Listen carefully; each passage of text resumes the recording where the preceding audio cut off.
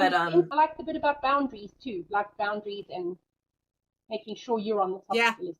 that's And I'm always not been a just saying challenge that to for keep sure. the peace. I Up to really this mean it. point, the language is We're on to important, you. right? So up to this point, it's been a problem. Going forward, I'm going to be more conscious of it. So with Yes. people that you don't have great boundaries right now, I want you to spend some time. Okay, in this relationship, my boundaries aren't.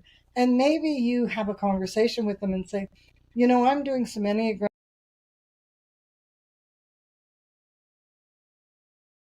deep inner work, and I've realized I don't have very good boundaries. So you might find going forward that I'm going to set some boundaries, and I think that's good for both of us. And Okay. so, like, I give my clients scripting all the time in the relationships they're in, because a lot of time we don't speak up because we don't know how to do it. We're afraid of causing more conflict or getting frustrated or not being heard. And so when you can do it in a way that is unintrusive and empowering, and you're teaching other people to do the same thing at the same time, right? Mhm. If you have boundaries for me, if you find me too intrusive, oh Lord, no, say no. Yeah, right. Please say no. Yeah, please say no. Right. Um, yeah. Then let's get together and set some boundaries, because I think it would be better for both of us. That's a beautiful way to say it, isn't it? Indeed. Because that's very loving and nurturing. And boundaries, because it taught me a lot. I didn't know that boundaries were actually, saying no can be a very loving thing, and Yeah. setting boundaries with the people you love it just sounds so harsh, like building a fence around yourself, but it's not at all that way. It's telling people where to come in. So important to have the conversation, because otherwise suddenly she's just saying no and you're like, wait, what's going on? Yeah. What did I do? Yeah.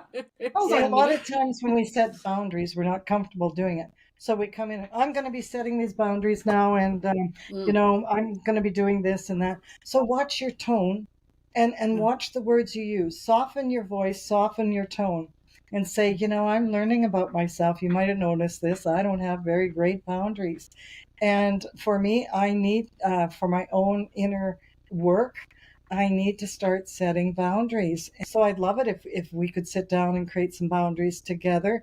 And if that isn't forthcoming, you can say, in the future, you might find me, doing this and saying, oh, hang on, I think I've overcommitted, or renegotiate things, right? I think I've agreed to this. However, I need to say no for me at this point. I'm letting you know, and this is a personal growth for me to speak up and even do this.